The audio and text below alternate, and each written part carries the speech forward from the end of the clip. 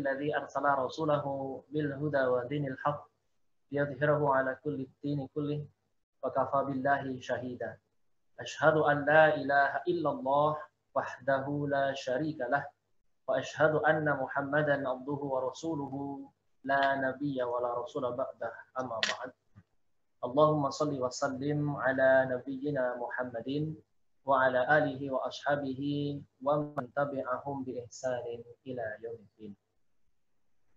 Pemirsa yang semoga dirahmati oleh Allah Subhanahu wa taala, baik melalui aplikasi Zoom ataupun melalui live streaming di channel YouTube. Semoga kita berdoa senantiasa berada dalam kesehatan di lindungan Allah Subhanahu wa taala. Oleh karena itu, wajib bagi kita untuk bersyukur kepada Allah Subhanahu wa taala. Salawat serta salam kita haturkan kepada Nabiullah Muhammad sallallahu alaihi wasallam, kepada seluruh keluarga, sahabat dan pengikut-pengikut beliau. Pemirsa sekalian, dimanapun Anda berada, insya Allah pada kesempatan malam hari ini kita akan melanjutkan pengajian tarjih kita yang alhamdulillah sudah sampai pada edisi ke-89 dengan tema yang sangat menarik, masih berkaitan dengan tema pada kesempatan pekan yang lalu, yaitu tentang protokol kesehatan ibadah salat jemaah dan Jumat di masjid pada masa pandemi COVID-19 yang mencakup dalam edaran PP Muhammadiyah nomor 5 tahun 2020. Dan insya Allah pada kesempatan kali ini kita dibersamai oleh beliau Ustaz Dr. Haji Agus Taufikur Rahman MPes SPS. Beliau adalah Ketua Pimpinan Pusat Muhammadiyah. Assalamualaikum Ustaz. Waalaikumsalam warahmatullahi. Semoga sehat selalu dan semangat. Ustaz, demikian juga Ustaz dan teman-teman tarjih semoga senantiasa sehat ya. Amin. Ustaz Agus ini semangat luar biasa. Beliau di tengah kesibukannya selalu mendampingi kita ketika ada jadwal beliau luar biasa. Terima kasih Ustaz. Dan pemirsa sekalian yang dirahmati Allah Subhanahu wa taala, kita tahu bahwa perkembangan kita saat ini mengenai COVID-19, kita bisa lihat di website nasional semakin malah menunjukkan peningkatan. Nah, berkaitan dengan itu, PP Muhammadiyah mengeluarkan maklumat yang terbaru tentang panduan kita untuk melakukan aktivitas di masjid. Nah, menarik untuk kita pelajari pada malam hari ini, bagaimana agar kita bisa tetap safe, tetap selamat ketika kita beraktivitas di masjid. Maka pada malam hari ini kita akan membahas apa saja sebenarnya protokol kesehatan yang harus kita jalani, harus kita patuhi ketika kita hendak melakukan aktivitas di masjid. Oleh karena itu, marilah kita awali pengajian kita pada malam hari ini dengan membaca basmalah bersama. Bismillahirrahmanirrahim. Untuk mempersingkat waktu, kepada beliau Ustaz Dr. Haji Agus Taufikur Rahman MPes SPS kami persilakan. Assalamualaikum warahmatullahi wabarakatuh. Innal hamdalillah nahmaduhu wa nasta'inuhu wa nastaghfiruh wa na'udzu billahi min shururi anfusina wa min sayyiati a'malina. May yahdihillahu fala mudilla lahu wa may yudlilhu fala hadiya lahu. Asyhadu an la ilaha illallah wa asyhadu anna Muhammadan 'abduhu wa rasuluh. Allahumma shalli ala Muhammad wa ala alihi wa sahbihi wa man tabi'ahum bi ihsan ila yaumil qiyamah. Ibu bapak jamaah pengajian Masjid Tarjih Pimpinan Pusat Muhammadiyah yang kami hormati, alhamdulillah saya didampingi oleh Ustaz dari Madrasah Muallimin Muhammadiyah di Jakarta sekaligus dari Tarjih Pimpinan Pusat Muhammadiyah untuk bersama-sama membersamai Bapak Ibu pada malam hari ini. Kita akan menyampaikan beberapa hal terkait dengan bagaimana protokol kita menjalankan di era pandemi seperti sekarang ini. Kita tahu bahwa kalau tuntunan ibadah itu sudah jelas. Ibadah harus sesuai dengan yang dituntunkan Rasul. Jadi kalau kita dulu belajar, kalau pengen ibadah diterima, dua mutlak syarat utama, yakni semua kita kerjakan ikhlas lillah. Hanya mengharap ridho Allah, bukan karena yang lain.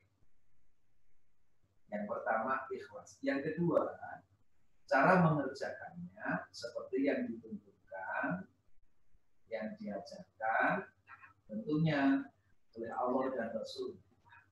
Bagaimana Rasul mencontohkan ibadah ini, itulah yang kita lakukan. Untuk urusan ibadah Allah, tentunya kita harus selalu berprinsip di waktu itu sunnah, seperti sunnah aja. Tidak boleh berkreasi. Kalau kita beribadah nambah-nambah, itu kita tidak diperbolehkan. Man amila amalan laisa alaihi amruna fahuwa raddun. Ini yang dulu sering kita terima ketika kita pengajian bersama Bapak dari Majelis Takjid. Nah, fatwa-fatwa ibadah sudah diberikan oleh Majelis Takjid pimpinan pusat. Nah, sekarang kita akan berdiskusi ketika tuntunan ibadah tadi yang sesuai dengan tuntunan Rasulullah sudah dimunculkan dalam tuntunan Majelis Takjid. Terus bagaimana sekarang ikhtiar kita menggunakan protokol-protokol ketika kita masih dalam suasana pandemi COVID. Perlu kita sampaikan kepada seluruh jamaah bahwa kalau orang bertanya, sekarang ini wabah sudah berakhir apa belum? Kadang kan bertanya begitu. Karena ada yang memahami arti new normal itu artinya wis normal. Sehingga kemudian euforia, jalan-jalan, segera piknik, bahkan tanpa euforia, jalan-jalan, segera piknik. Sangat berbahaya kalau pemahamannya keliru seperti itu.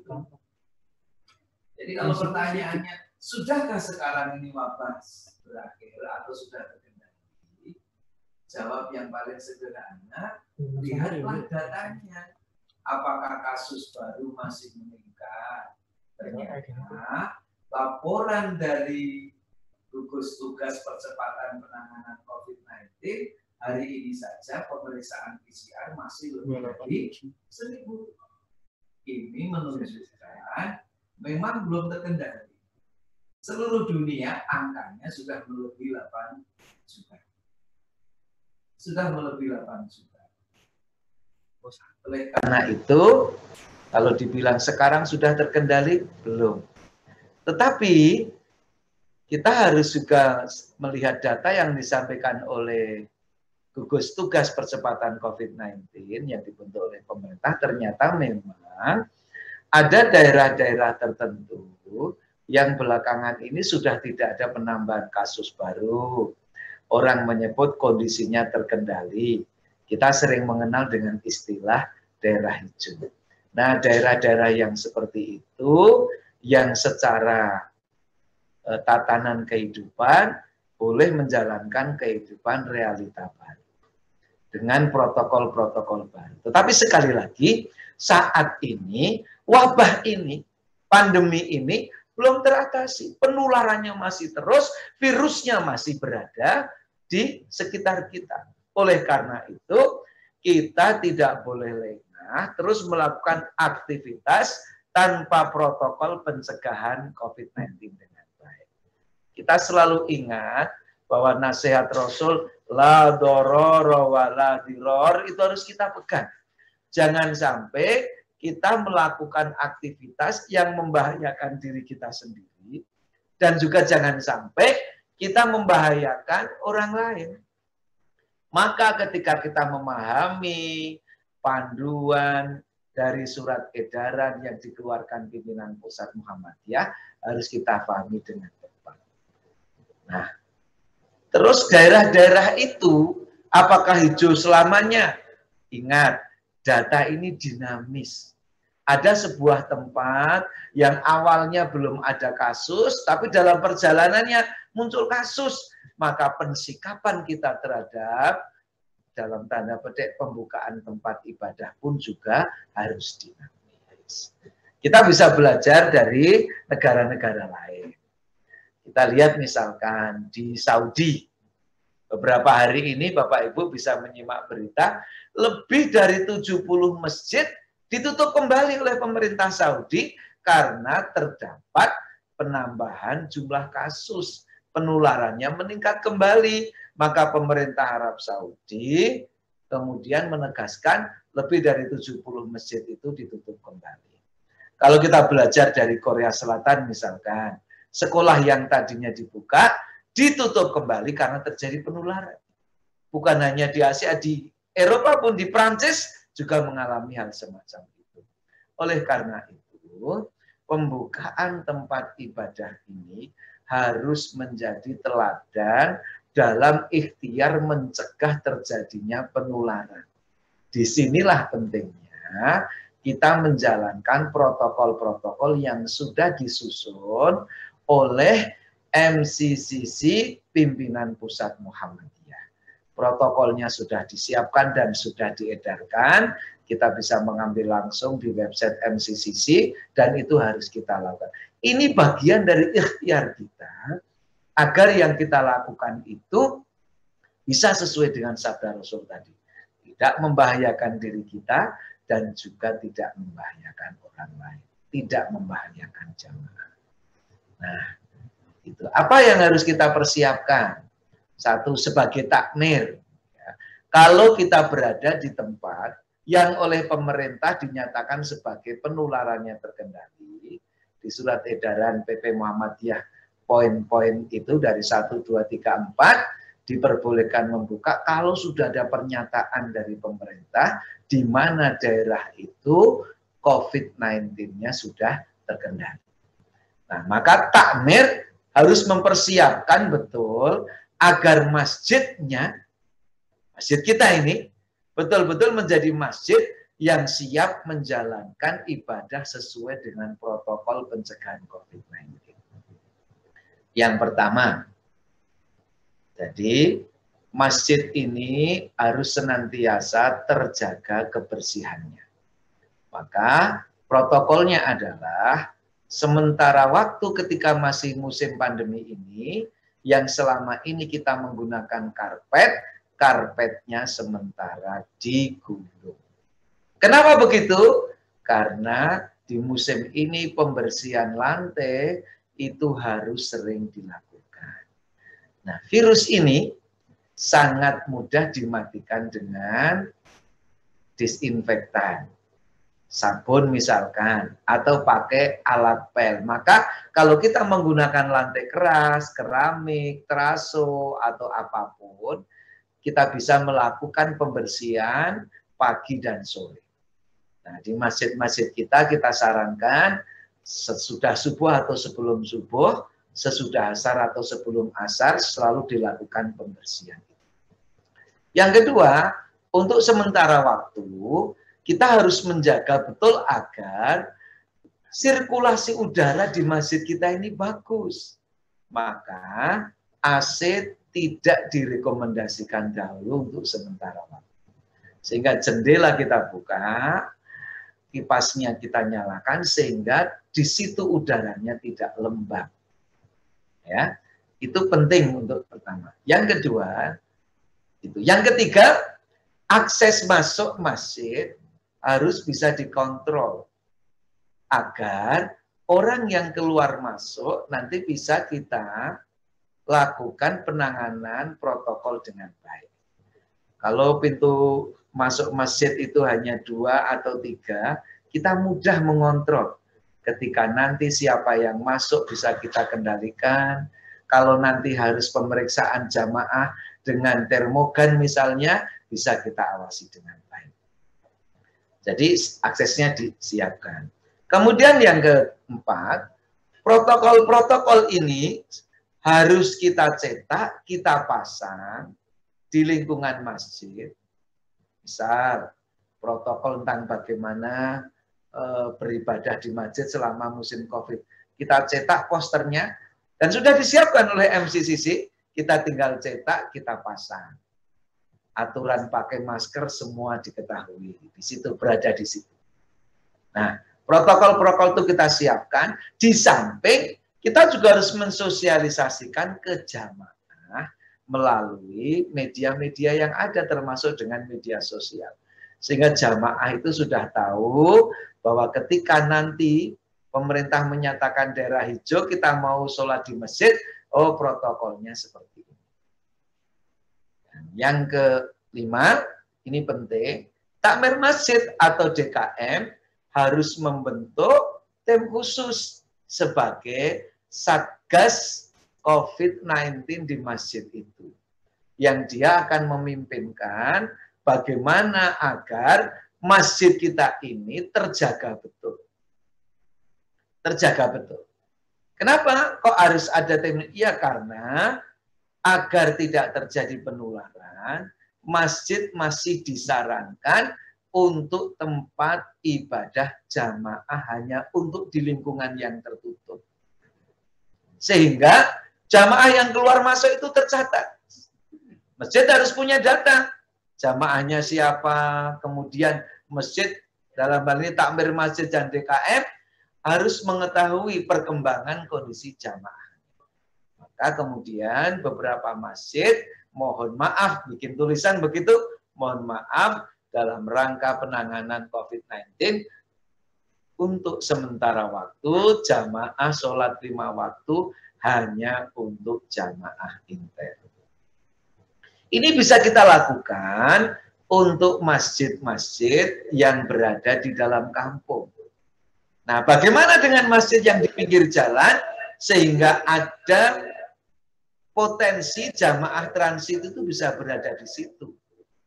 Nah, MCCC memberikan panduan, beberapa di antaranya adalah jika masjid bisa menyediakan ada tempat sholat khusus untuk jamaah transit, termasuk tempat parkir khusus untuk jamaah transit, karena jamaah transit ini baru dalam perjalanan sehingga punya potensi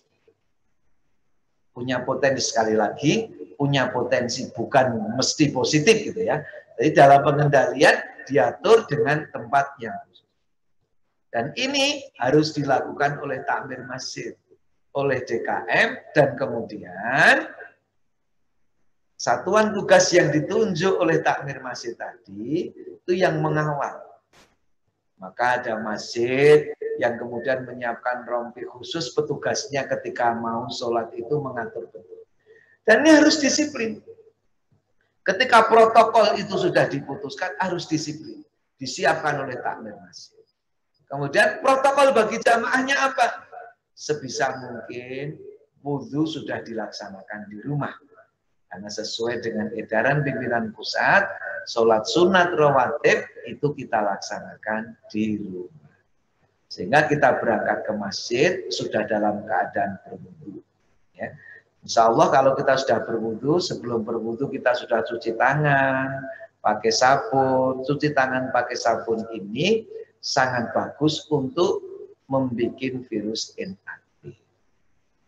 Tetapi masjid juga menyediakan tadi pintu masuk, biasanya tetap disediakan hand sanitizer ketika tadi misalkan jamaah yang datang pakai kendaraan karena rumahnya mungkin lebih dari 200 meter, pegangin itu maka tetap. Terus yang kedua, selalu pakai masker. Ini penting pakai masker. Masker bedah masih sangat sulit didapatkan, sehingga kebijakan kita masker bedah masih kita utamakan untuk petugas kesehatan yang berada di rumah sakit. Kita boleh menggunakan masker kain seperti ini. Kalau kita sarankan, pilihlah masker kain yang 3 lapis. Karena ini perlindungannya lebih bagus. Mana yang harus ditutupi? Yang harus ditutupi adalah dari atas hidung sampai di bawah dagu kita ini. Sehingga ini tertutup. Tertutup betul. Nah, ini kita tertutup. Saya, insya Allah kalau penggunaan maskernya betul dan maskernya baik, proses bernafasnya Ketika orang itu menggunakan masker, maka droplet yang akan keluar dari dalam tubuh kita itu bisa dikendalikan. Ketika maskernya bagus, bisa lebih dari 90% droplet terkendali. Kalau semuanya memakai masker, maka bisa lebih dari itu potensi penularan melalui. Kenapa harus pakai masker, Pak? Nah, Bapak Ibu, jamaah yang kami hormati, kita ingat istilah dalam pasien COVID itu. Yang pertama ada istilah ODP. Yang kedua ada PDP. Yang ketiga ada OTG. Nah, ini sekarang ada yang terkenal itu 3 itu. Kalau di pasien, tapi kalau di rumah itu ODP itu kadang disingkat ODP, orang duwe penghasilan. Akhirnya jadi PDP, pendak dino padu. Tapi kalau pasien itu bukan itu, ODP itu orang dalam pantauan. Dia punya potensi, kenapa? Karena dia punya riwayat berkunjung ke daerah merah atau kontak dengan potensi penularan, maka dia harus dipantau. Apakah 14 hari ini muncul gejala klinis. Yang PDP yang sudah muncul gejala klinis, tetapi pemeriksaannya belum terkonfirmasi positif. Nah, yang OTG, inilah yang kita kenal orang tanpa gejala, sekalipun kalau diperiksa, dia mengandung virus COVID-19. Nah, orang-orang yang tanpa gejala ini kan kalau pergi kemana-mana, sangat punya potensi menularkan. Bapak Ibu membaca di media, ada tulisan informasi dari WHO, awalnya katanya OTG tidak menularkan. Ternyata hanya dalam 6 jam, informasi itu langsung diralat sendiri oleh tim dari WHO itu. Menularkan itu orang yang OTG itu. Ada yang tanya, Pak, kan kami tidak batuk. Gimana keluarnya droplet? Ya batuk dan bersin itu akan mengeluarkan droplet dalam jumlah besar. Tetapi orang berbicara seperti ini pun itu sudah berpotensi untuk keluarnya mikrodroplet terjadi penularan. Maka jamaah harus pakai masker. Nah, ketika awal-awal membuka masjid, barangkali belum semua jamaah sadar pakai masker. Maka takmir sangat bagus kalau menyediakan stok masker. Sehingga di awal-awal langsung dibagi masker, dan kemudian masker itu nanti akan menjadi terbiasa dipakai jamaah setiap ke masjid. Yang kedua, agar semuanya itu individual, sehingga tidak terjadi penggunaan alat yang berganti-ganti yang berpotensi terjadinya penularan, maka jamaah berangkat ke masjid membawa alat sujud, sajadah dalam bahasa kita, sendiri-sendiri. Di situ. Jadi kita pakai sendiri, dibawa pulang lagi. Tidak bergantian dengan jamaah yang lain. Maka pada periode COVID-19 terjadi wabah seperti ini, memang masjid tidak diperkenankan menyediakan mukena yang dipakai berganti-ganti, sajadah yang dipakai berganti-ganti, dan juga sarung yang dipakai berganti-ganti. Prinsipnya semua membawa dari rumah. Kemudian ketika tadi sudah berwudu, masuk ketika cukup lama jaraknya pakai hand sanitizer yang disediakan di masjid, terus masuk ke masjid berada di posisi soft yang tadi sudah disiapkan oleh takmir masjid dengan prinsip physical distancing. Berapa jarak? 1 sampai 2 meter. Pak, kenapa kok 1 sampai 2 meter? Kenapa pilihannya 2 meter? Ceritanya, kalau kita ini ingin mencegah terjadinya penularan, maka berbagai yang kita lakukan.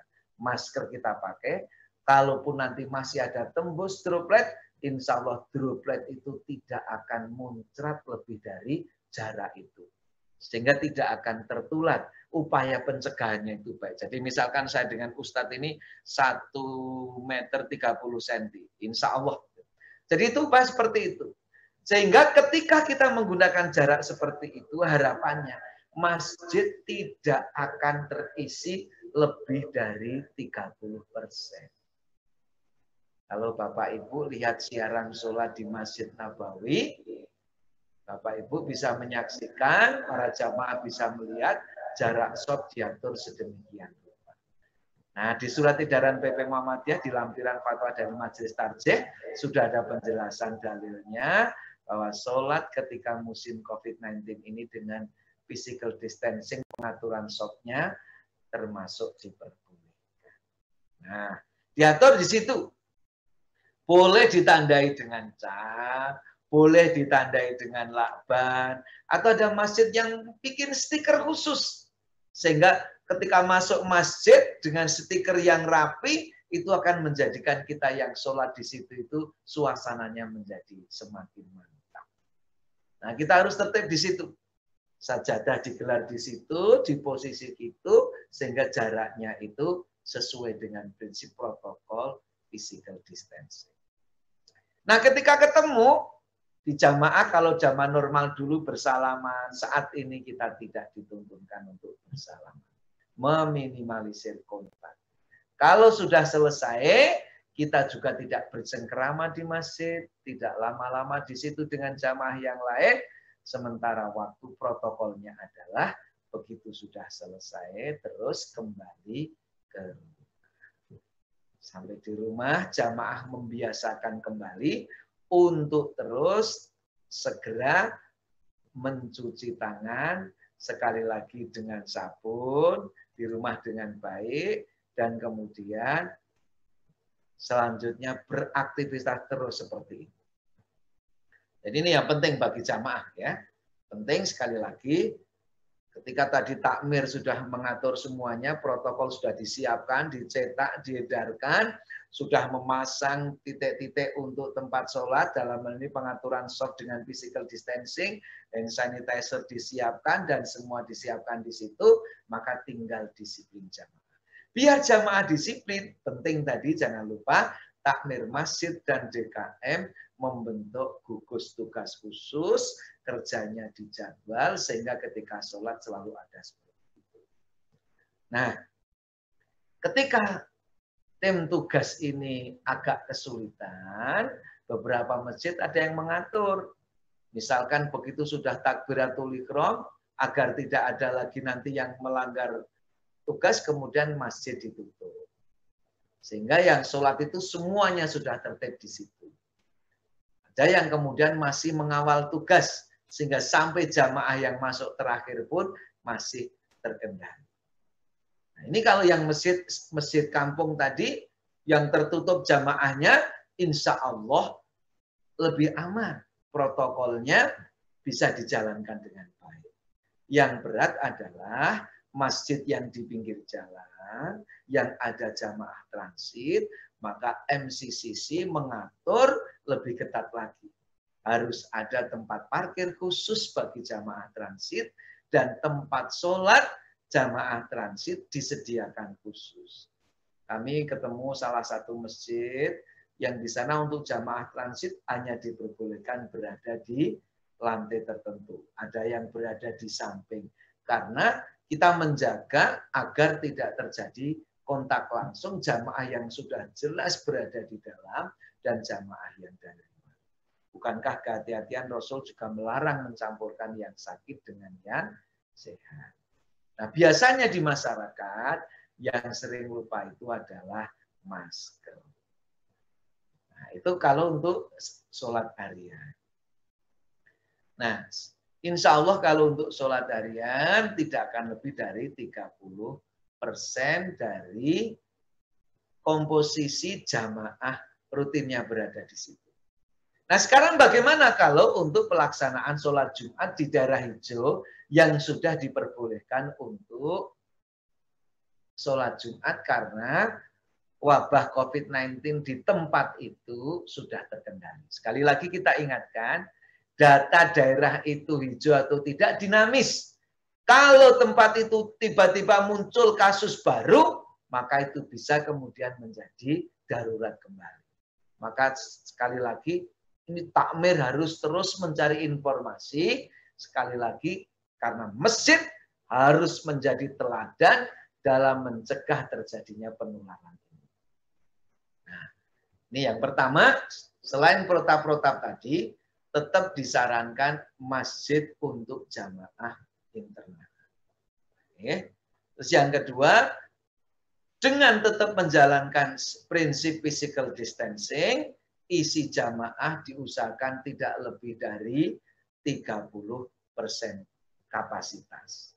Terus yang ketiga, nah karena sekarang kita punya fasilitas pemeriksaan screening suhu, maka penting bagi masjid untuk menyiapkan termogan untuk diatur. Usahakan bagi jamaah yang sudah kita periksa suhunya dengan termogan tadi, kalau suhunya di atas 38 derajat, bahkan kalau kita hati-hati 37,5 ke atas, itu kita sarankan untuk tidak bersama-sama jamaah di masjid terlebih dahulu. Jadi itu tanda-tanda ada proses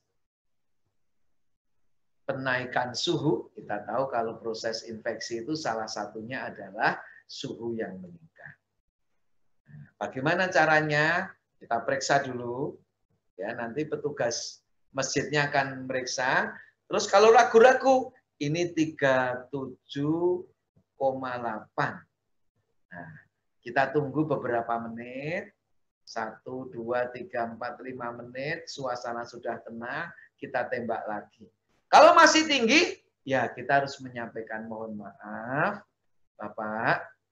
Bapak suhunya melebihi batas maksimal yang diperbolehkan jamaah, sementara Bapak untuk tidak bergabung dalam jamaah. Harus disiplin. Karena memang protokolnya seperti itu. Dan ketika kita sedang panas seperti itu, gejala kita takutnya itu adalah gejala awal dari infeksi, febris itu, maka ya kita harus mengawal. Ini penting itu, ya. Jadi termogan insya Allah bisa diakses. Hanya ini Ustadz, kalau beli termogan hati-hati karena rupanya ada termogan abal-abal juga. Jadi begitu ditembakkan tuh suhunya selalu di situ. Setelah dibuka betul-betul abal-abal. Maka belilah yang kualitasnya baik. Nah, seperti itu. Terus kalau sudah seperti itu, jamaah sudah siap, adzan sudah dikumandangkan, protokol dari MCCC, khotib dimohon memperpendek isi khutbahnya. Jangan panjang-panjang.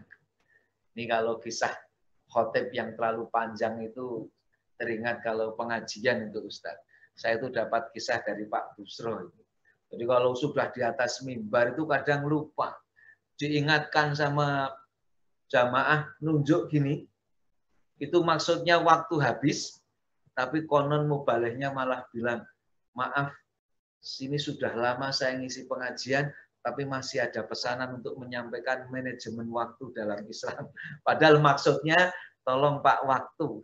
Nah, kisahnya lagi katanya, jamaah yang satu, maksudnya sudah Pak, dihentikan.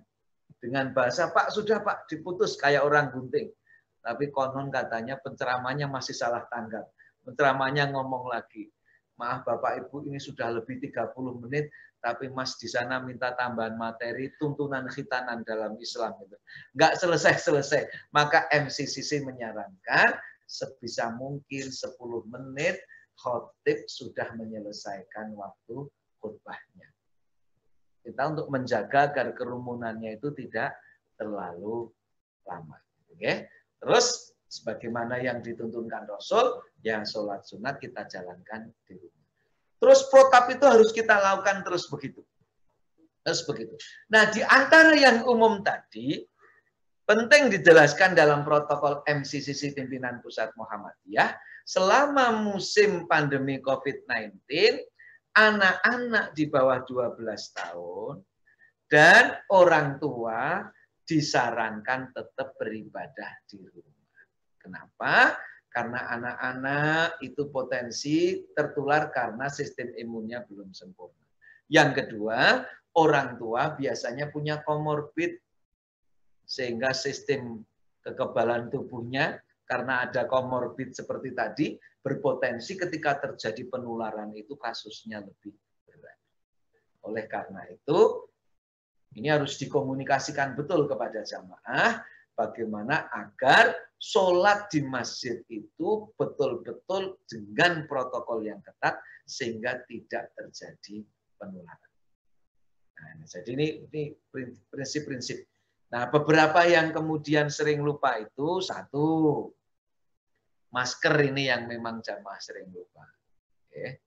Masker paling sering lupa. Jamaah putri pakai masker gitu. Saya tuh biasanya pakai masker bengkoang katanya gitu. Bukan masker bengkoang, ya masker penutup ini agar tidak terjadi penularan dari droplet. Ya.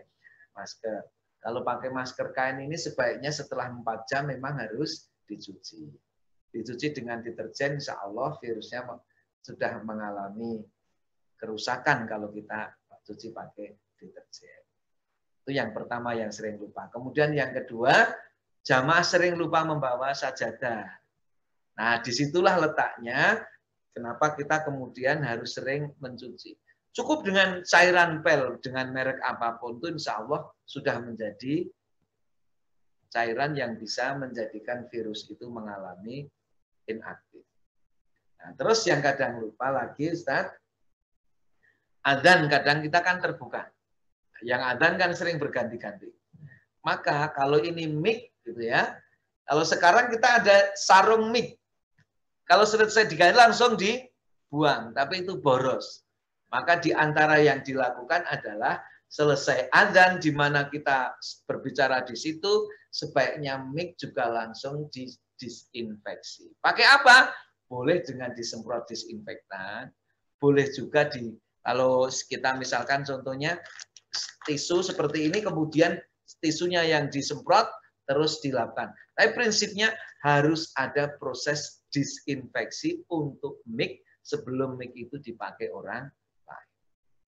Nah, ini kalau ini kita lakukan, insya Allah kegiatan ibadah di masjid bisa menjadi bagian dari teladan untuk pencegahan penularan.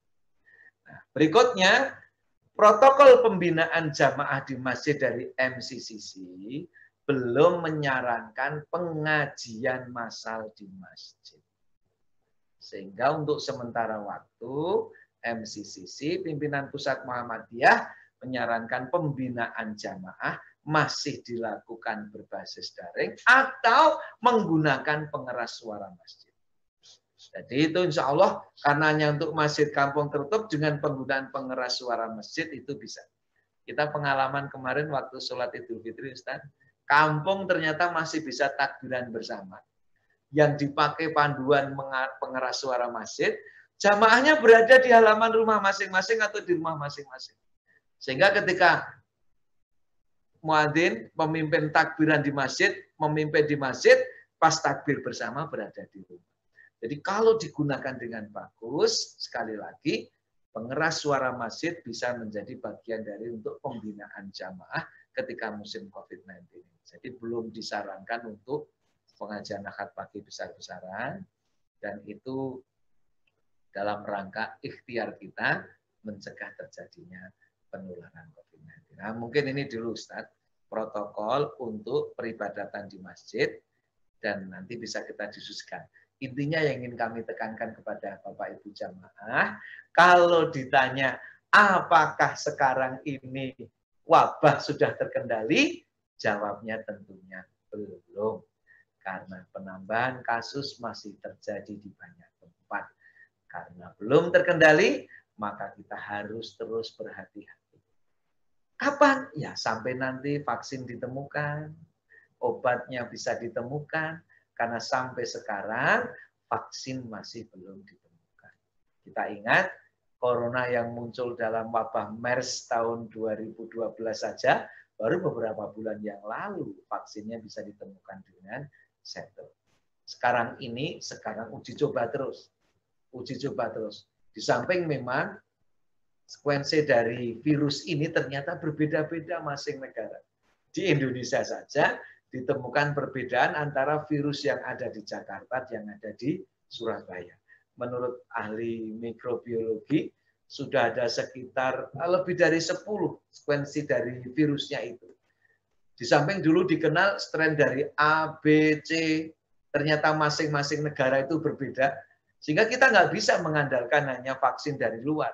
Karena diduga yang masuk ke Indonesia itu, virusnya ada yang melalui penerbangan dari Eropa, ada yang dari China langsung, ada yang dari Jepang. Sehingga ketika masing-masing negara itu strain virusnya berbeda, maka di Indonesia pun juga diduga virusnya bisa berbeda-beda. Itulah kenapa ilmuwan Indonesia harus dan sedang berusaha betul untuk mendapatkan vaksin yang paling pas untuk COVID-19 yang ada di Indonesia ini.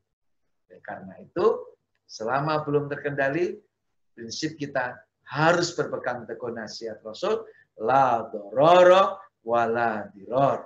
Kita jaga protokol ini sebagai upaya ikhtiar kita mencegah terjadinya penularan dan menjaga sehat ini adalah ibadah.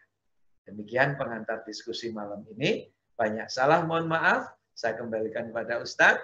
Assalamualaikum warahmatullahi wabarakatuh. Waalaikumsalam warahmatullahi wabarakatuh.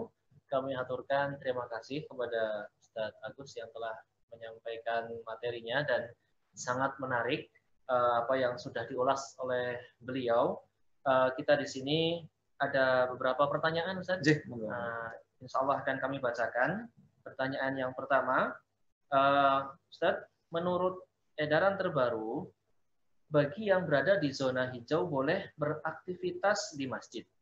Bagaimana jika daerah tertentu dia zona hijau tapi dengan mobilitas tinggi, baik masuk atau keluar daerah tersebut, apakah masih bisa dikatakan aman? Ya, di situ di MC itu diistilahkan jamaah tertutup itu maksudnya memang orangnya pun juga tidak keluar masuk. Maka ketika di kampung itu orangnya keluar masuk, masih ketemu di banyak tempat, banyak orang, bagi saya tidak bisa menjamin bahwa itu adalah daerah hijau. Wow, apalagi tadi istilah OTG tadi, orang tanpa gejala. Kalau umur-umurnya itu seperti Ustadz ini, fisiknya bagus, spiritualitasnya bagus, emosinya bagus, akan memiliki imunitas tubuh yang bagus, bisa jadi virus masuk, tapi kita tanpa gejala. Dan itu kan banyak kasusnya. Di swab positif, tapi dia tidak ada keluhan klinis sama sekali. Yang kalau orang seperti ini masih berkeliaran, jadilah penularan. Maka masih ingat kasus di Indonesia kan, di sebuah pusat perbelanjaan, orang positif tapi tanpa gejala, sudah dilarang masuk kerja, malah masuk kerja. Yang kemudian menjadikan di pusat perbelanjaan itu klaster penularan. Maka ketika di tempat itu masih terjadi lalu lalang, walaupun kampungnya dipageri, kampungnya dipageri, mau masuk ada tulisan jangan mudik dulu, tapi kalau orang di dalamnya tetap keluar masuk, sekali lagi kita nggak berani lagi mengatakan itu daerah hijau. Maka yang penting protokol ini harus ketat. Oke? Baik, terima kasih atas jawabannya, Ustadz Agus Taufikur Rahman. Pertanyaan lain dari pemirsa yang ada di rumah, dan untuk informasi pemirsa yang ada dimanapun Anda berada, untuk mengajukan pertanyaan bisa melalui, kalau aplikasi Zoom bisa melalui chatting, dan untuk yang live streaming di YouTube bisa melalui kolom komentar. Kami persilahkan kepada pemirsa yang ada di rumah dan dimanapun Anda berada untuk bisa ikut bertanya, dan insya Allah akan kami bacakan di sini. Baik, Ustadz, ada satu pertanyaan lagi. Ustadz, mau tanya, sekarang pada edaran yang terbaru, Muhammadiyah itu agak berbeda dengan edaran yang pertama, yaitu pada bagian zonasi. Apa dasar pertimbangan utama Muhammadiyah untuk merubah keputusannya? Jadi mungkin bahasanya bukan merubah gitu. Jadi memang disampaikan oleh gugus tugas, ada memang daerah-daerah itu yang belum terkena sama sekali. Jadi sejak awal daerah itu memang tidak ada kasus, belum pernah terjadi kejadian luar biasa. Disitulah kemudian di situ disebutkan bahwa itu daerah memang belum ada kasus sehingga diistilahkan daerah hijau. Maka di edaran itu Muhammadiyah menyebut pernyataan status aman atau daerah hijau dan atau daerah darurat atau daerah merah ditetapkan oleh pemerintah pusat dan pemerintah daerah. Dan itu di edaran disebutkan perlu diketahui bahwa status zona itu selalu dinamis, berubah, tidak tetap. Jadi dalam edaran itu sebetulnya dijelaskan bahwa memang ada daerah-daerah itu yang belum, menurut informasi dari pemerintah kan memang belum pernah ada. Nah, sehingga waktu yang berjalan seperti itu di daerah yang seperti itulah yang sebetulnya memang. Nah, sekarang pertanyaannya kalau ditanya di Jawa ini kan sebetulnya belum, oleh pemerintah kan belum ada yang berani menyatakan hijau. Kalau kemarin yang dipersiapkan untuk tata kehidupan baru kan baru Kabupaten Tegal. Yang terbanyak itu kan memang di pulau-pulau yang terpisah yang memang belum ada kasus. Tapi memang yang harus diingat begini Ustadz, virus ini kan dia tidak berjalan sendiri-sendiri. Itu loh yang kadang yang difahami orang tuh taunya virus itu airborne, jadi hidup kemana-mana, terus dia akan berterbangan kemana-mana, sehingga kadang-kala kalau kita lihat di masyarakat itu ada yang melakukan penyemprotan disinfektan tuh sampai ke atas pohon, ke atap rumah, itu kadang kita sering mikir siapa yang bersin muncrat sampai ke sana itu. Virus itu tidak seperti, tapi virus itu kepergiannya dibawa oleh manusia yang terinfeksi itu. Maka yang terpenting itu pengendalian manusianya itu. Ketika di daerah itu memang belum ada orang yang berpindah dari tempat yang terinfeksi ke tempat itu, itulah yang disebut pemerintah memang betul-betul daerah hijau. Dan sekali lagi, pengendaliannya adalah pengendalian. Maka ketika Muhammadiyah memilih dulu Ramadan di rumah saja, terus kegiatan Idul Fitri di rumah saja, karena memang yang terbaik menjaga penularan itu seperti itu. Tapi kemudian di edaran itu kan disebutkan bahwa akibat dari COVID-19 ini tidak hanya urusan kesehatan, tetapi juga urusan sosial ekonomi yang itu tidak bisa lagi diatasi kalau semuanya tetap di rumah. Maka kemudian yang dikuatkan adalah protokolnya. Insya Allah ketika protokol diatasi dengan bagus, penularan itu bisa diminimalis. Gitu Ustaz. Baik. Berkaitan dengan pertanyaan tentang zonasi nih Ustaz. Ini ada jamaah atau pemirsa yang masih bertanya bahwa bagaimana cara mengetahui secara valid status dari zonasi daerah tempat kita tinggal? Apakah melalui web yang dari pemerintah atau kemudian kita bisa menganalisis sendiri Ustaz? Kalau yang kita gunakan adalah data resmi dari pemerintah untuk penentuan zonasi itu. Tapi kalau kita sekarang ini berada di mana, kemudian pengen ngerti lingkungan kita seperti apa, MCCC kan punya program web itu. Jadi bagaimana kita mengenali sehingga kita waspada di mana. Atau kita juga bisa menggunakan software yang ada yang kita bisa download di handphone saat kita berada di sini. Kita itu berada di sekitar ini, berapa OTG, berapa PDP, dan itu kan ada semua. Tapi memang ketika pendataan bagus dan sudah berbasis ini, di beberapa negara ini Ustadz, itu bahkan ketika orang sudah langsung katakanlah Ustadz jadi PDP, gitu ya, itu terus nomornya ini dicatat, terus pindahnya handphone ini akan ketahui, Ustadz akan berada di mana. Sementara kita sebagian baru bisa seperti ini. Ketika ini data dari rumah sakit yang positif itu ada di sini, dinas menyebut itu di sini. Nah, kalau saya berada di daerah sini, jebret, oh saya dari sini ke 3 kilo ada sekian orang PDP. Kan semacam itu datanya. Nah, tetapi kalau kita mengetahui hijau atau tidaknya, yaitu kita harus mengupdate data dari gugus COVID milik pemerintah yang memiliki data dengan dinas kesehatan tentunya, dengan pemerintah setempat, agar kita bisa mengetahui betul seperti itu. Tapi kalau tadi sudah saya sampaikan di depan, pengurus takmir harus aktif mencari informasi itu. Bahkan ketika seperti ini kita harus aktif. Ketika kita di takmir harus menginformasikan. Misalkan ada kasus masjid di Surabaya, berapa tuh yang ditutup? Masjid dan gereja sekitar 17 ya. Kita harus informasikan. Ini di Surabaya Bapak Ibu ada sekian masjid ditutup kembali. Maka jangan sampai masjid kita ikut ditutup. Itu harus disiplin terus. Kalau di banyak tempat kan satu kabupaten saja, kalau prosedurnya itu kan, kalau prosedur dari pemerintah kan takmir masjid mengajukan kepada gugus tugas di kecamatan, di daerah. Nanti gugus tugas akan menjawab boleh atau tidak. Ada beberapa masjid itu yang dijawab, masjid tersebut sudah boleh sholat harian tapi tidak boleh pengajian. Ada yang nanti kemudian tidak boleh karena data itu dinamis. Nah, sekali lagi kita di surat edaran pimpinan pusat Muhammadiyah ditegaskan di situ bahwa zonasi itu ditentukan oleh pemerintah. Tapi kemudian di lampiran kita disebutkan bahwa MCCC, PDM di semua level harus ikut aktif memantau data. Disitulah peran kita.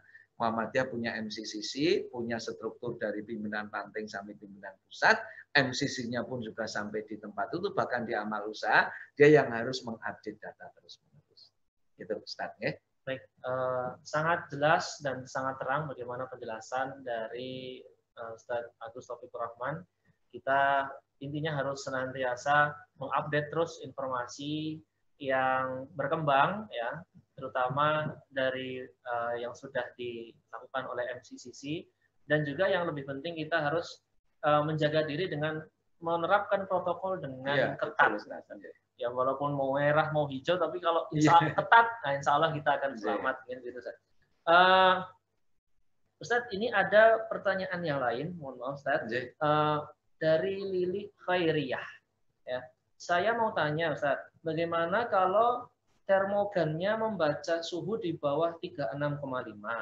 Karena sering terjadi suhu terbaca 34 ya. Kalau anak-anak dipisah di tempat sendiri usianya sekitar 8 sampai 15 tahun, apakah bisa dilaksanakan?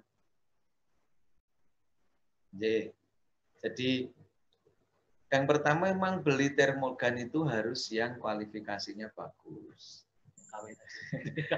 Jangan yang KW. Kemudian pemeriksaan suhu memang harus kita ulang.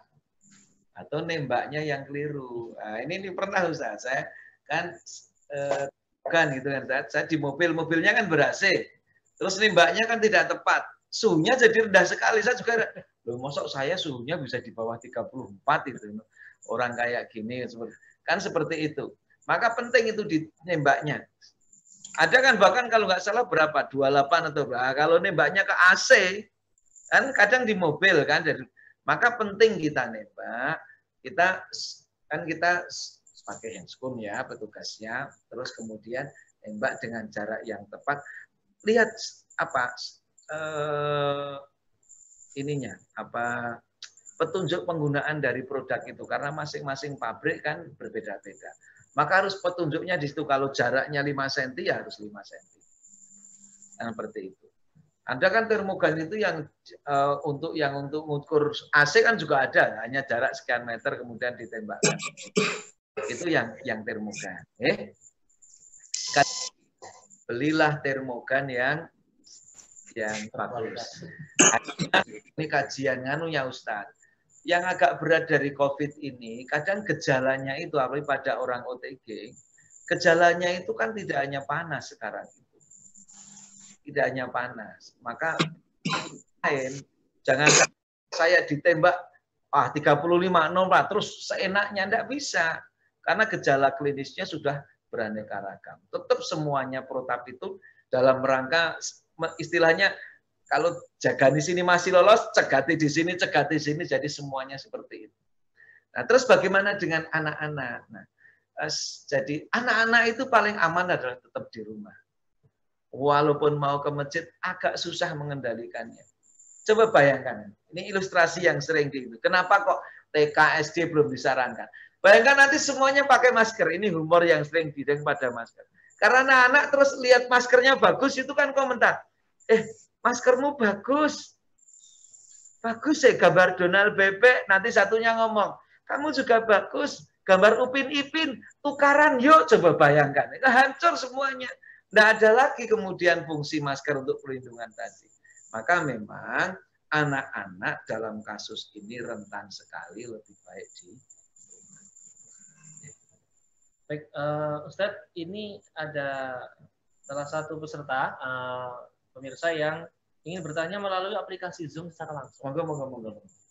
Kami persilahkan kepada Bapak Budi Sudiarso dari PDM Blora. Ya. Oke. Terima kasih. Assalamualaikum warahmatullahi wabarakatuh, Ustadz Agus. Kami dari Blora ini mau menanyakan, kami di Blora ini di Pemkab itu sudah membuat sudah ada edaran dari Pemkab yang mengizinkan beribadah di masjid, tetapi harus mengikuti protokol kesehatan dan juga mengajukan izin. Nah, kemudian dari beberapa jamaah itu ada yang ingin mengikuti ketentuan dari PP, ada yang ingin mengikuti dari Pemkab karena Pemkab sudah mengizinkan, tetapi di edaran PP itu kan kalau masih belum aman, sebaiknya untuk sholat di rumah. Nah, ini sebaiknya takmir bagaimana nih Ustadz ini? Apakah mengikuti dari edaran PP atau mungkin karena edaran dari Pemkab ini juga sudah mengizinkan, tetapi untuk jumlah yang positif COVID ini sudah masih bertambah gitu. Kemudian yang kedua, untuk kriteria lansia dan anak-anak yang diperbolehkan untuk di masjid itu yang jelas bagaimana? Apakah ini ada jamaah lansia, tetapi beliaunya itu merasa sehat gitu, merasa sehat, ataukah yang mungkin yang kriteria lansia yang boleh bagaimana? Kemudian yang anak-anak itu apakah anak-anak yang usia SMP kan juga masih anak-anak juga itu boleh nggak mengikuti itu? Demikian Ustaz, terima kasih. Assalamualaikum warahmatullahi wabarakatuh. Waalaikumsalam warahmatullahi. Terima kasih Bapak Budi Sudiarso dari PDM Blora. Monggo bisa disampaikan. Jadi yang pertama sesuai dengan surat edaran itu, kalau pemerintah menyatakan itu daerah hijau, gitu ya. Kalau pemerintah menyatakan itu daerah hijau, maka disitulah bahwa kita boleh menyelenggarakan. Tapi pemerintah bertanggung jawab betul bahwa ini memang daerah kami itu adalah daerah hijau. Disinilah pentingnya pemerintah harus melindungi warganya. Karena bukan pada masalah angka kematian, karena nyawa itu secara undang-undang satu pun harus dilindungi oleh negara. Maka sedih kami kalau ada yang selalu membandingkan, Pak, angka kematiannya kan bukan begitu. Jangan lihat angka itu hanya sekedar angka statistik. Tapi ini adalah nyawa manusia yang harus dilindungi. Dan kalau kita ini perlindungan ikhtiar itu dalam rangka menyelamatkan nyawa kehidupan, Muhammadiyah mengenali dengan jihad kemanusiaan. Karena dalam penggalan ayat surah Al-Maidah itu kan waman ahyaha faka'an nama ahyan nasa jami'ah. Barang siapa menyelamatkan satu kehidupan, maka baginya mendapatkan pahala seperti menyelamatkan seluruh kehidupan. Maka ikhtiar untuk menjaga ini harus serius. Maka pemerintah ketika menyatakan ini hijau aman itu juga harus berbasis data ilmiah, tidak boleh untuk kepentingan yang lain sehingga kesehatan dikorbankan. Kemudian yang kedua untuk anak-anak itu ya kita secara gampang 12 tahun ke bawah sebaiknya tidak ke masjid. Di banyak tempat menyebut 10 tahun ke bawah. Oke. Tapi kalau anak-anak menurut undang-undang kan 15 tahun pun anak-anak. Tetapi kalau kita lihat 10 tahun ke bawah atau amannya 12 tahun ke bawah, anak-anak sebaiknya tetap beribadah di rumah. Terus, memang dilemanya begitu Ustadz. Semakin sepuh orang itu kan semakin ingin memakmurkan masjid. Jadi kalau semakin sepuh itu Malah di banyak tempat itu masjid itu isinya kesepuan semua gitu. Ini anak mudanya pada kemana? Tetapi sekali lagi seiring dengan usia, bagaimanapun juga semakin tua itu walaupun kita tidak punya komorbid penyakit lain, sistem imun kita itu juga semakin menurun. Disitulah maka MCCC memberi protokol sebaiknya lansia itu sholat di rumah. Nah, memang ketika kasusnya seperti Ustadz sampaikan, setahu saya bukan hanya satu masjid yang seperti ini menyampaikan ke kita. Ada yang menyampaikan takmirnya itu, wah Pak, mboten tego kula nek nglarang simbah-simbah teng masjid, wong niku malah ajeng nalkadai ganjar. Tetapi kalau kita memahami, kalau Rasulullah itu mengajarkannya begitu beribadah di rumah tuntutan ketika ada musibah, maka justru taat kepada tuntunan Rasulullah ibadah di rumah itulah keutamaannya. Karena memang seperti itu. Ketika kita keluar itu berbahaya, membahayakan diri kita. Dan nanti kalau kita keluar yang sepo tadi tertular, terus justru malah menjadikan kasus itu meningkat, maka menular yang lain, maka menjalankan perintah Allah menjauhi bahaya, yaitu sunnahnya di situ itu. Yakin kita akan tetap mendapatkan keutamaan. Nah, memang gitu. Maka kalau Bapak Ibu melihat spanduk MCCC, ini MCCC bikin spanduk keliling dengan protokol sholat, karena memang COVID-19 ini belum teratasi, di spanduk masih ditulis sholat di rumah lebih aman, karena banyak daerah yang belum bisa dinyatakan sebagai daerah hijau. Maka di situ Bapak, pimpinan cabang, pimpinan daerah, MCCC setempat harus selalu mengupdate dan sekali lagi kita punya tanggung jawab terhadap jamaah kita. Kalau kita ceroboh, kita menggunakan aturan terlalu longgar, sangat membahayakan dan sekali lagi itu berlawanan dengan prinsip nasihat Rasulullah. Jadi umurnya berapa tadi? Anak-anak 12 tahun ke bawah itu lebih aman. Kemudian yang lansia disarankan untuk tetap beribadah di rumah. Demikian Ustadz dari Blora. Baik, terima kasih atas jawabannya Ustadz. Ini ada peserta kedua yang ingin bertanya melalui aplikasi Zoom atas nama Bapak Muhammad Mujari. Monggo Pak. Monggo Ustadz. Ini Zoom-nya lancar-lancar, bagus ya. Di Pak Budi Setiarso juga bagus dari Blora. Monggo. Pak Budi Setiarso ibadahnya bagus. Muhammad Mujari, di-admit dulu. Di-unmute. Namun, monggo. Videonya ditampilkan, monggo.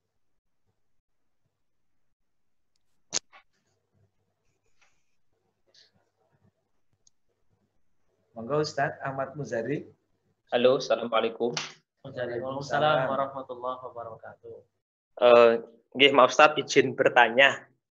Ini terkait dengan apa namanya Idul Kurban. Ini banyak dari takmir-takmir masjid menanyakan adakah protokol khusus dari PP yang berkaitan dengan pelaksanaan Idul Kurban di masjid-masjid. Terima kasih. Assalamualaikum warahmatullahi wabarakatuh. Waalaikumsalam warahmatullahi wabarakatuh. Monggo. Khusus untuk Idul Kurban ini ada protokol khusus, karena nanti juga banyak. Nanti akan ada sesi kajian khusus untuk protokol Idul Kurban. Jadi ini kita godok terus agar protokol kita ini betul-betul aplikatif, bisa dilaksanakan di masjid-masjid dan tidak memberikan masalah baru. Kenapa ini kita diskusikan terus-menerus, dalam waktu dekat akan segera diumumkan. Satu, jadi di daerah itu sudah ada laporan masuk, intinya begini, Ustadz, kalau setiap korban harus penyembelihan di RPH, di tempat kami nggak akan cukup Ustadz. Untuk satu kecamatan aja mungkin tidak cukup. Padahal satu kabupaten kami hanya punya sekian RPH. Ini kan berarti ada masalah. Maka kemudian kita siapkan protokol-protokolnya Ustadz, dan insya Allah dalam waktu dekat akan segera kita sosialisasikan. Ini perlu kami sampaikan malam ini juga ada pertemuan khusus terkait protokol Idul Kurban. MCCC bersama dengan Majelis Tarjih sedang rapat maraton ini dalam hari-hari ini. Insya Allah nanti begitu sudah selesai akan segera kita sosialisasikan kepada seluruh warga Muhammadiyah. Prinsipnya pengalaman Idul Fitri kemarin kita jalani dengan baik. Insya Allah nanti Idul Kurban mudah-mudahan suasana juga akan semakin baik dan kita bisa menjalannya dengan baik. Karena terus terang Idul Kurban ini luar biasa. Orang Jawa ngarani bodo besar, bukan hanya karena di bulan besar, tapi memang ini juga luar biasa aktivitas di masjid. Ada yang menyampaikan ini tadi pagi subuh suka konsultasi kaitannya tentang protokol Idul Kurban, malah takmirnya itu bercerita, alhamdulillah tuntunan Islam itu ada hari tasrek ya. Jadi beliau sampaikan begitu. Ada hari tasrek di mana kita menyembelih bisa di hari itu. Coba kalau menyembelih itu hanya boleh 1 hari. Nah, beliau Pak Haji pengurus takmir itu menyampaikan semakin apa istilahnya bersyukurnya menjadi orang Islam yang tuntunan Islam itu sudah sedemikian rupa sehingga Idul Kurban ini selain tanggal 10 masih ada kesempatan penyembelihan di hari tasrik sehingga ketika ada suasana yang sulit seperti ini ada solusi dari tuntunan Islam itu sendiri. Insya Allah nanti Ustaz akan segera kita sosialisasikan. Ya, terima kasih. Baik Ustaz. Pastinya sangat ditunggu oleh seluruh warga Muhammadiyah. Maunya tadi siang kita sudah konferensi pers, tetapi ternyata perlu dimatangkan. Baik, Ustaz, ini ada kesempatan yang ketiga untuk peserta dari Zoom atas nama Ibu Hajah Siti Mia SPD. Monggo. Assalamualaikum warahmatullahi wabarakatuh, Ustaz. Monggo Ibu. Waalaikumsalam. Ini karena masih dalam kondisi COVID begini, kami dari pimpinan cabang Aisyah Sewota itu ingin membahas ada hal-hal yang perlu akan kami bahas. Kemudian, apakah dari Muhammadiyah sudah memperbolehkan untuk kita mengadakan pertemuan dari pimpinan cabang itu? Kalau misalnya, meskipun kita nanti akan menggunakan protokol kesehatan dengan memakai masker, kemudian dengan jaga jarak, begitu, tapi berapa jumlah yang diperbolehkan, apabila diperbolehkan, jumlah pesertanya itu dibatasi sampai berapa, Ustadz? Demikian, terima kasih. Assalamualaikum warahmatullahi wabarakatuh. Monggo, ya Ibu, panduan resmi sekarang berkumpul maksimal berapa orang itu belum ada. Jadi harus berapa orang, tetapi sering diasumsikan tidak boleh berkumpul dalam jumlah banyak untuk satu tempat itu lebih dari 10 orang. Ada disampaikan seperti itu. Ada yang memakai rujukan asal dengan physical distancing, protokol kesehatan ketat tidak boleh lebih dari 50 orang. Tetapi memang saat ini kita masih disarankan untuk menggunakan pertemuan berbasis daring. Tapi kalau Ibu akan mengadakan pertemuan dengan physical distancing, semuanya terkendali, kemudian masuk ruangan, kalau di kantor PP Muhammadiyah ini kan kita ada, masuknya ada disinfektan chamber dengan ozon. Jadi kita kalau ada pertemuan banyak, kita biasanya masuk menggunakan ruangan yang berbasis ozon, karena kita penyemprotan orang dengan disinfektan cair itu kan tidak direkomendasikan. Maka kantor PP kita menggunakan dengan ozon. Ruangan, kalau kita nyebutnya chamber, yang di situ menggunakannya ozon, berbasis ozon, insya Allah ini aman untuk manusia. Nah itu kita, Ibu kalau mau rapat, kemudian dengan protokol itu dipakai, tetap dengan penjaga protokol dalam hal ini physical distancing, pakai masker, insya Allah bisa. Kalau pimpinan cabang pertemuan antara 10 orang dengan protokol itu masih bisa dilakukan. Tetapi yang lebih dari itu masih kita sarankan untuk dicampur dengan daring. Jadi bisa Bu dicampur dengan daring, yang berkumpul di situ 5, kemudian yang lain mengikuti melalui fasilitas yang lain. Misalkan kalau hari ini pakai Zoom, boleh pakai yang lain. Sehingga tetap memberikan kesempatan yang tidak bisa hadir itu tetap itu. Apalagi Bu yang harus kita perhatikan, beberapa pimpinan Aisyah yang lansia memang kita usahakan untuk tidak banyak keluar dari rumah terlebih dahulu. Sebagaimana juga kita jaga agar lansia-lansia ini tidak terpapar sama sekali, karena kalau terpapar data menunjukkan secara klinis akan mengalami perberatan kasus. Demikian Ibu, ya. Jadi protokolnya seperti tadi. Terima kasih Ustaz atas jawabannya, dan juga kepada Bapak Ibu yang sudah bertanya, kami aturkan terima kasih. Ada satu pertanyaan dari kolom komentar di YouTube, Ustaz. Dari Mas Rivial Akmal Al-Birruni. Sebelum pandemi COVID, sering sholat jenazah di masjid. Bagaimana saat pandemi? Ya, kalau saat pandemi ini sekarang ini yang terjadi di masyarakat, justru ketika terjadi kematian, yang terjadi disarankan tidak membiarkan potensi berkumpul orang banyak. Biasanya keluarga sudah langsung menyampaikan mohon didoakan dari rumah, sehingga tidak perlu takziah berkumpul orang banyak karena akan susah pengadaan. Kalaupun kalau jenazah itu bukan jenazah, kalau jenazahnya jenazah COVID sudah jelas ya, protokolnya sudah ditangani di rumah sakit dengan bagus.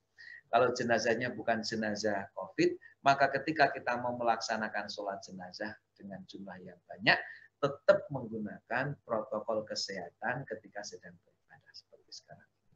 Jadi yang paling penting protokol kesehatan itu tetap dilaksanakan dengan sebaik-baiknya. Sekali lagi, upaya ini kita lakukan dalam rangka ikhtiar mengatasi wabah COVID-19. Alhamdulillah di masyarakat sekarang itu Ustaz, kalau ada kematian, sudah terjadi percepatan pemakaman sesuai sunnah Rasul, dan yang kedua bahkan keluarga langsung mengumumkan mohon didoakan dari rumah Bapak Ibu. Artinya semuanya sudah ada kesadaran, semuanya adalah ikhtiar untuk tidak tertularnya penyakit ini semakin berat lagi. Dan dengan kondisi yang seperti itu, kita berterima kasih kepada jamaah, kepada warga Muhammadiyah dan umat Islam yang mulai kesadaran bersama bahwa jihad kemanusiaan itu harus kita jalani dengan baik. Insya Allah ini ikhtiar betul. Dan penting kita untuk selalu berdiskusi seperti ini, mendapatkan informasi yang lebih benar, karena tidak jarang pula yang masih memahami bahwa COVID-19 ini hanya ilusi karena nggak kelihatan. Tapi bagi kita yang merawat langsung di rumah sakit, ketemu pasien, melihat teman juga yang mengalami kasus seperti ini, itu akan merasakan betul bahwa ini adalah nyata dan ini cobaan Allah. Kita yakin Ustaz, Allah tidak menguji hamba kecuali sesuai kemampuan hambanya. La yukallifullahu nafsan illa wus'aha. Dan kita yakin janji Allah, fa inna ma'al usri yusra. Inna ma'al usri yusra. Yakin itu. Pokoknya Allah akan memberi kemudahan sesudah ini. Yang penting kita sungguh-sungguh ketika menghadapi itu. Dan sekali lagi, kata Rasul, orang Islam itu, orang beriman itu sangat menakjubkan. Ketika ada peristiwa yang sesuai apa yang dikehendakinya, ya bersyukur. Kalau peristiwa yang diterima itu tidak seperti yang dia kehendaki, dia sabar. Dan kedua-duanya itu akan menjadikan kebaikan baginya. Maka kita orang Islam tidak boleh banyak mengeluh di kasus ini. Justru malah kita ambil bagian, menolong orang lain, ikut jihad kemanusiaan, ambil peran agar COVID-19 ini bisa teratasi. Kalau kita ceroboh, membiarkan protokol kesehatan, kita takut kalau outbreak yang kemudian orang sering mengenal dengan gelombang kedua itu cepat terjadi. Karena kita tahu, misalkan di China, Wuhan terkendali, akhir-akhir ini di Beijing terjadi penularan, orang berpikir jangan sampai Beijing jadi epicentrum baru. Karena kalau kita ceroboh, penularan ini bisa dengan mudah. Sekali lagi, virus terbawa bersama orangnya, maka memang penting aktivitas kita ini yang kita atur, kita jaga sesuai dengan protokol kesehatan, karena itulah ikhtiar kita agar wabah ini bisa teratasi dengan baik. Mari kita jalani semua dengan protokol yang baik. Surat edaran pimpinan pusat sudah tegas menjelaskan seperti itu, dilampiri dengan fatwa yang bagian tidak terpisahkan, fatwa majelis tarjih, dan juga protokol-protokol yang dikeluarkan oleh MCCC pimpinan pusat Muhammadiyah. Kita di bawah sama-sama menjaga jamaah agar tetap sehat, menjaga amal usaha kita agar berjalan dengan baik, memberi manfaat kepada seluruh umat, termasuk kepada bangsa yang kita cintai. Gitu Ustadz. Kita akhiri, saya kembalikan kepada Ustadz. Banyak salah, mohon maaf sekali lagi. Assalamualaikum warahmatullahi wabarakatuh. Baik, terima kasih Ustadz Dr. Agus Taufikur Rahman atas jawaban-jawaban yang telah diberikan, sangat mantap, sangat mencerahkan dari kita semua. Pemirsa dimanapun Anda berada, kita perhatikan apa yang beliau sampaikan, bahwa intinya zonasi entah merah, entah hijau, kita harus tetap melaksanakan protokol kesehatan dengan ketat. Dan ini termasuk jihad kemanusiaan bagi kita semua, ya. Dan kita berdoa semoga cobaan atau ujian dari Allah ini dapat segera teratasi, dan kita yakin janji Allah Subhanahu wa taala bahwa di atas ada kesulitan pasti ada kemudahan. Kami ucapkan sekali lagi terima kasih kepada Ustadz dan juga kepada seluruh pemirsa yang ada di rumah dan dimanapun Anda berada. Tetap kita jalani kehidupan ini dengan protokol kesehatan yang baik, ya, yang ketat, dan kita akhiri pada hari ini. Semoga kita dapat tetap istiqomah mengikuti pengajian tarjih ini di kesempatan yang akan datang. Kami selaku pembawa acara mohon maaf yang sebesar-besarnya jika ada kekeliruan. Kita akhiri dengan hamdalah bersama-sama.